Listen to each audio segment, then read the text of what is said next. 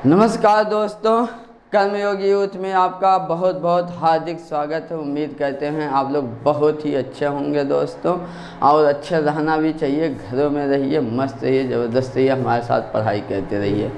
आज हम देखते हैं दोस्तों कि आखिर ये क्या वजह है कि यूपीएससी और यूपी पीसीएस या सभी पीसीएस जो है वाइल्ड लाइफ कंजर्वेशन या वन्य जीव संरक्षण अधिनियम से इतने सारे सवाल पूछा करते हैं। आज उसी टॉपिक को उठाएंगे और उसकी एक एक चीज़ों को विधिवत बाकायदे देखेंगे दोस्तों। इससे पहले कि हम आगे बढ़ें, अगर आप इस हमारे चैनल को सब्सक्राइब नहीं किए हो तो सब्सक्राइब कर दीजिए, लाइक कर दीजिए और शेयर कर दीजिए अपने दोस्तों को, जिससे ज़्यादा से ज़्यादा दोस्त आपके देखें और वो भी उनका ज्ञान का फ़ायदा उठा सके दोस्तों। तो चलिए आज शुरू करते हैं आज का वन्य जीव संरक्षण नियम। ये बात जान लीजिए कि इसमें से बहुत ज़्यादा सवाल पूछता है। टॉपिक पे पहुंचने से पहले हम आपको बता दें आखिर में वो वजह क्या है दोस्तों कि जिसकी वजह से इतने सारे सवाल पूछा करता है। पीसीएस को भी एकदम प्यारा मोहब्बत हो गया है, बताइए इनको। यूपीएससी तो उसको तो है प्यारा मोहब्बत, एक सवाल तो हर साल पूछता है, आप उठा के देखा करिए। तो इससे पहले क्यों ऐसा पूछा करते हैं, क्योंकि जैसा कि आप जानते हैं आईएएस यूपीएससी से लेकर के स्टेट पीसीएस, बिहार को अभी छोड़ दीजिए तो अपना उत्तर प्रदेश, महाराष्ट्र और राजस्थान पीसीएस भी दो परीक्षाएं साथ में करवाती है। एक तो सम्मिलित प्रवर अधीक्षक बोलते हैं, प्रवर परीक्षा बोलते हैं। इसमें क्या है, प्रादेशिक परीक्षा, प्रादेशिक सिविल सेवा और प्रादेशिक राज्य सेवा दोनों साथ में पूछते हैं। इसका प्रीलिम्स साथ में होने की वजह से जो है ज़्यादा से ज़्यादा इन्वायरमेंट इकोलॉजी से सवाल पूछा जाता है। वही वजह है कि फॉरेस्ट के आप सदस्य हो गए, आपको जाना है, संरक्षण अधिकारी बन गए, जब वन अधिकारी बन गए, आपको मेन जो है वन्य जीव संरक्षण नियम तो पता होना चाहिए ना। इसीलिए क्या करती सवाल पूछ लिया करती, यूपीएससी पूछती है, स्टेट पीसीएस भी पूछा करते हैं। तो आइए आज हम विधिवत जानते हैं वन्य जीव संरक्षण अधिनियम। तो सबसे पहले इसका हम कुछ बैकग्राउंड भी आपको बता दें तो बहुत ही मज़ा आ जाएगा ना आपको समझने में। आखिर में क्या ज़रूरत थी 1972। कभी कभी हमको सन याद भूल जाता और पीसीएस जो है सन पूछता है, ये बीपीएससी भी सन पूछ लेता कब आया था वन्य जीव। अच्छा मैच द फॉलोइंग में खूब सवाल पूछता है। अच्छा वन्य जीव संरक्षण अधिनियम, वन संरक्षण अधिनियम 1980 जिसको बोलते हैं वो पूछ देगा, फिर पूछ देगा पर्यावरण संरक्षण अधिनियम 1986, ऐसे पूछता है। आप लोग देखते ही होंगे, इसमें बहुत क्या बताएं, आप लोग क्वेश्चन पेपर उठा के देखिए ना। तो ये सब अगर आप जान जाएंगे कि आखिर में क्या वजह था कि 1972 में इसको लाने की ज़रूरत पड़ी, कोई तो वजह रहा होगा ना 72 में आने का। तो अगर हम जानेंगे तो बहुत आगे हो जाएंगे, तो ये भूलेगा भी नहीं। तो 1972 आपको पता होगा 1971 में दुनिया में पहला जो है वन पर्यावरण के नाम पर स्टॉक होम सम्मेलन किया गया था 1971 में। ये कहाँ पर हुआ था, स्टॉकहोम में किया गया था। उसमें श्रीमती इंदिरा गांधी प्रेजेंट हुई थी, विश्व की पहली ऐसी मतलब कि राष्ट्राध्यक्ष थी जो उसमें शामिल हुई थी। उसी के बाद 1976 में आप देखते हैं कि संविधान संशोधन भी किया गया, उसमें 48 आर्टिकल भी डाला गया जिसमें वन्य जीव और वनों का संरक्षण का भी प्रावधान किया गया। उसी में जो है मूल कर्तव्यों में भी शामिल किया गया। ये सब सवाल तो पूछते हैं, इसलिए एक एक शब्दों पर भी आप हमारे ध्यान दीजिएगा। पूछता तो बहुत सवाल है, तो हम हर एक चीज़ सवालों को बताएंगे। तो ये वही वजह था कि 1972 का वन्य जीव संरक्षण अधिनियम लाया गया मेरे दोस्त। तो आइए आगे हम देखते हैं।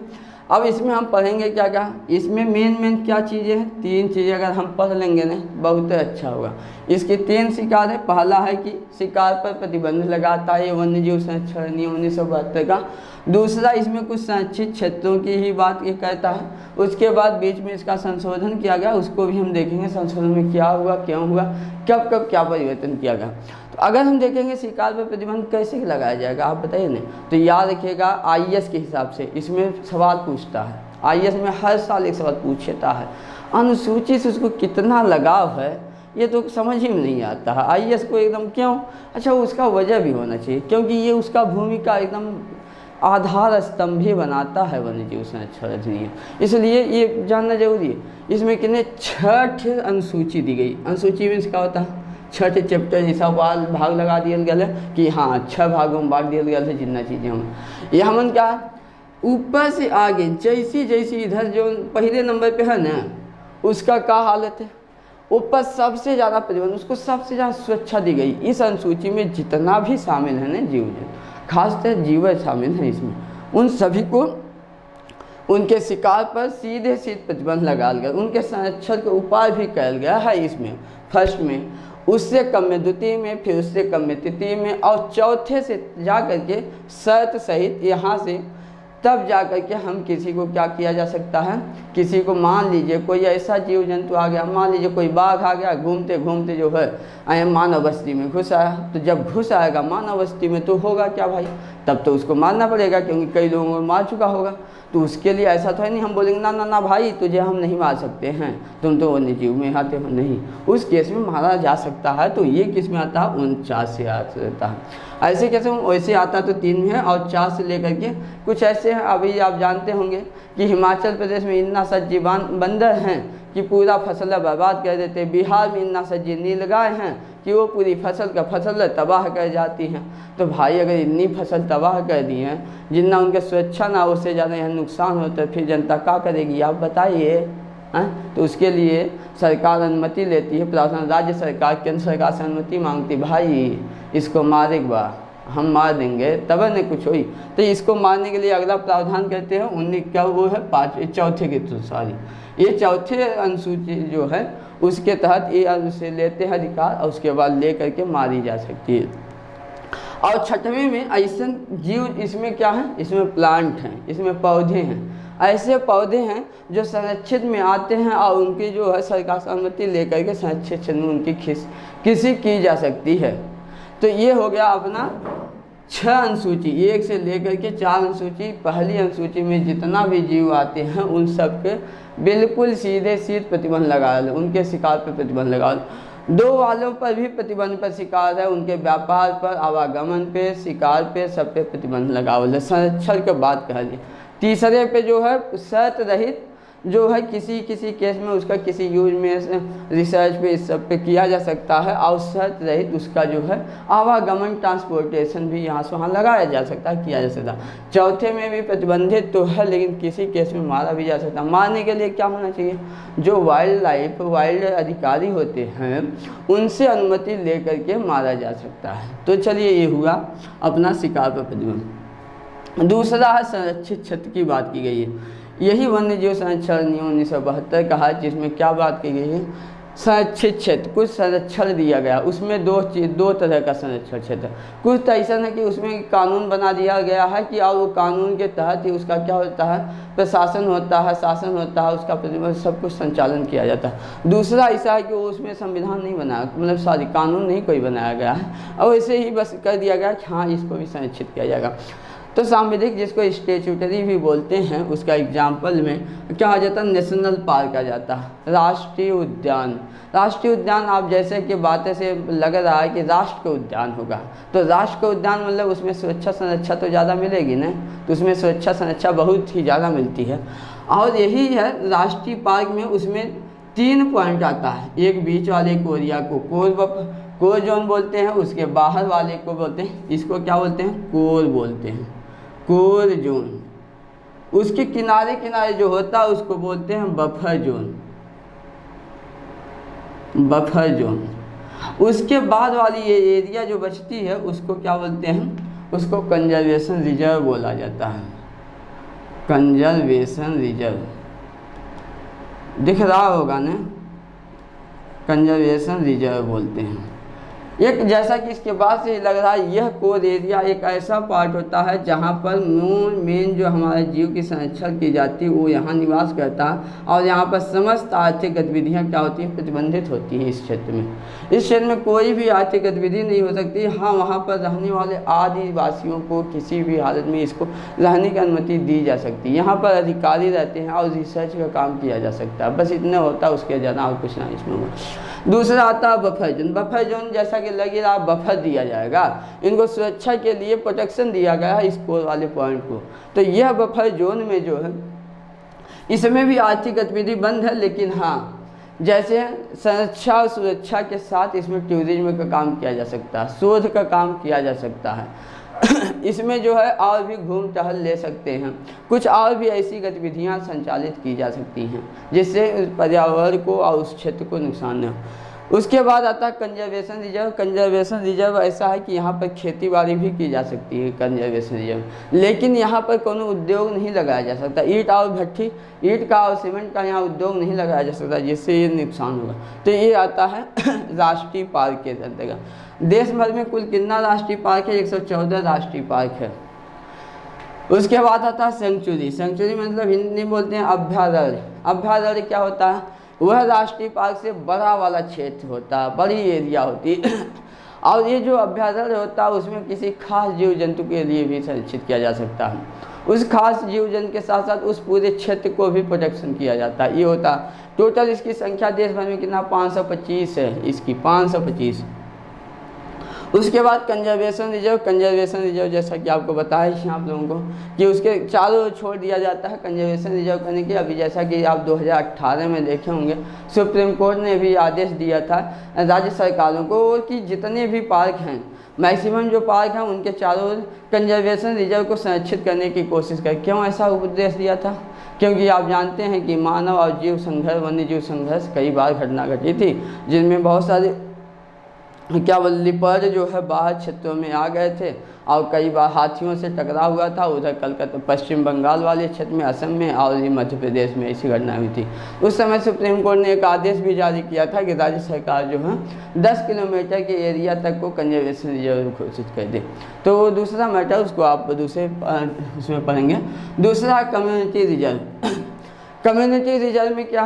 कम्युनिटी रिजर्व में मान लीजिए कोई ऐसी फिलैंथ्रोपिक ऐसी संस्था है, दान ऐसे मतलब कि मानवकारी है, इस पर्यावरण संरक्षण के लिए काम कर रही। कोई ऐसे गांव के लोग भी हैं, वो चाहते हैं कि नहीं भाई हम जो है इस एरिया को सुरक्षित रखेंगे, पूजा पाठ करते हैं, वहाँ पर कोई ऐसे वन्य जीव हैं, तो ठीक है भाई आप रख लीजिए। इससे क्या सरकार को और भी अच्छी बात है, उसको मेहनत नहीं करनी पड़ेगी, अलग से अधिकारी नहीं लगाने पड़ेंगे, जनता खुद अपना काम करे। इससे बेहतर सुंदर खूबसूरत बात हो ही क्या सकती है। तो उसको बोलते हैं कम्युनिटी रिजर्व। इसमें क्या हो सकता है? जनता अपनी भी ज़मीन लेकर कर सकती है, सरकार की भी कोई ऐसी पड़ती या ऐसा कुछ बचा हो उसको भी आप कर सकती है संरक्षण। ये होता है कम्युनिटी रिजर्व। देश भर में 4 था, एक 5 हो गया है। अभी जो है बिहार में हुआ पिछले साल बिहार का पहला जो है कम्युनिटी रिजर्व घोषित किया। नाम तो ना याद है, लेकिन बिहार में भी पिछले साल एक घोषित किया गया। अब आ गया ये दूसरा है, अन्य में आ जाता है। कुछ अन्य है जिसके लिए कानून नहीं बनाए गए हैं, उसमें कानून में कोनो प्रावधान ना है। उसमें आता है बायोस्फीयर रिजर्व। ये बायोस्फीयर रिजर्व ये क्या है? बायोस्फीयर रिजर्व जो है ये यूनेस्को का एक यूनेस्को इसको सामान्यतः संचालित करती है और ये बहुत ही बड़े एरिया में होता है। जैसे क्या है हिमालयन रेंज है बायोस्फीयर रिजर्व। उसमें हिमालय में कई मतलब स्टेट के कुछ भाग आ जाते हैं। उत्तराखंड के बहुत बड़ा नंदा देवी वाला पूरा आ जाता है, नीलगिरी वाला क्षेत्र आ जाता है। टोटल देश भर में कितना है? 18 हैं। 18 में से याद रखिएगा इसमें 1-2 होता है। इसमें एक यूनेस्को का प्रोग्राम है, यूनेस्को के प्रोग्राम के तहत 10 उसके तहत आ जाते हैं बायोस्फीयर रिजर्व और 18 कुल मिला करके 8 और भी हैं जो उसके तहत नहीं आते हैं, लेकिन 8 कुल मिला करके 18 बायोस्फीयर रिजर्व देश भर में हैं। उसके बाद होते हैं सैक्रेड ग्रोव। सैक्रेड ग्रोव क्या होते हैं? सैक्रेड ग्रोव जैसे कि आप लोग जानते होंगे राजस्थान में एक मामला आया था। सलमान खान ने जो ब्लैक बग था, कृष्ण मृग बोलते हैं उसको, जो है कुछ आज से 10 साल पहले लगभग उसको गोली मार देते थे, तो उसका मुद्दा आया था। तो उसमें पूरा एक कम्युनिटी समुदाय ही है जो उनके विरोध में हो गया। क्यों ऐसा हुआ? ऐसा नहीं है, उसके पीछे सबसे बड़ा वजह था कि वो लोग उसकी बहुत बड़ी पूजा करते हैं, देवता मानते हैं कृष्ण मृग को। तो ऐसे भी कुछ ऐसे जंगल होते हैं, कुछ क्षेत्र होते हैं कि जहाँ पर लोग धार्मिक चीज़ों से आस्था जोड़ लेते हैं, अपनी संस्कृतियों से इसको जोड़ लेते हैं, तो उसको भी वो संरक्षित कर सकते हैं। इसको बोलते हैं सैक्रेड ग्रोव। उसके बाद कुछ और भी मैंग्रोव भी आ जाते हैं, ये इसमें और भी बहुत सारे ऐसे आ जाएंगे, वो आ जाते हैं अन्य में आएंगे। फिर हम देखते हैं कि ये वन्य जीव संरक्षण नियम में क्या किया गया? संशोधन भी किया गया। 2006 का संशोधन, 2006 में मेजर होने के लिए 2003 में भी संशोधन किया गया, 2006 में और 2013 में भी किया गया, लेकिन सबसे महत्वपूर्ण जो संशोधन है वो 2006 में है। 2006 के संशोधन में क्या किया? 2 चीज़ें परिवर्तित की गई। सबसे पहले वाइल्ड लाइफ कंजर्वेशन अथॉरिटी की कही गई। Wild life conservation authority, wild wild life conservation authority, wild life conservation authority वन्य जीव संरक्षण प्राधिकरण की स्थापना की गई 2006 में। इसके तहत प्रावधान किया गया करने के लिए, और उसके बाद इसको गठन किया गया। और दूसरा वाइल्ड टाइगर कंजर्वेशन अथॉरिटी, बाघ संरक्षण प्राधिकरण, बाघ संरक्षण प्राधिकरण, दूसरा बाघ संरक्षण प्राधिकरण 2006 में इसका मतलब इसमें संशोधन किया गया, और 2007 में इसको जाकर के गठित किया गया वन्य बाघ संरक्षण अधिनियम को। तो ये जो है मेन 2 ऐसे संशोधन किए गए हैं, इसको आप लोग ध्यान में रखिएगा। यूपीपीसीएस अक्सर ये पूछता है कि बाघ संरक्षण अधिनियम, बाघ संरक्षण अधिकार कब गठित किया गया, वाइल्ड लाइफ कंजर्वेशन मतलब कि वन्य जीव संरक्षण अधिकार कब स्थापित किया गया। तो ये याद रखिएगा 2006 में ये है वन्य जीव संरक्षण अधिकार है, और 2007 में बाघ संरक्षण अधिकार किया गया है। ठीक है दोस्तों, तो आज यहाँ पर वन्य जीव संरक्षण अधिनियम रहा। आगे इसके आगे हम पढ़ा देंगे क्या है पार्क, क्या है बायोस्फीयर रिजर्व, क्या है कितना है, और उसको और ही अच्छी तरह से बताएंगे, जिससे आप आईएएस के पीसीएस के ज़्यादा से ज़्यादा क्वेश्चन हल कर लेंगे। धन्यवाद दोस्तों। इस हमारे चैनल को एक बार फिर लाइक कर दीजिएगा, सब्सक्राइब कर दीजिएगा, शेयर न किए जो दोस्तों को अधिक से अधिक दोस्तों को शेयर करिएगा। ठीक है दोस्तों, फिर अगले क्लास में मिलते हैं।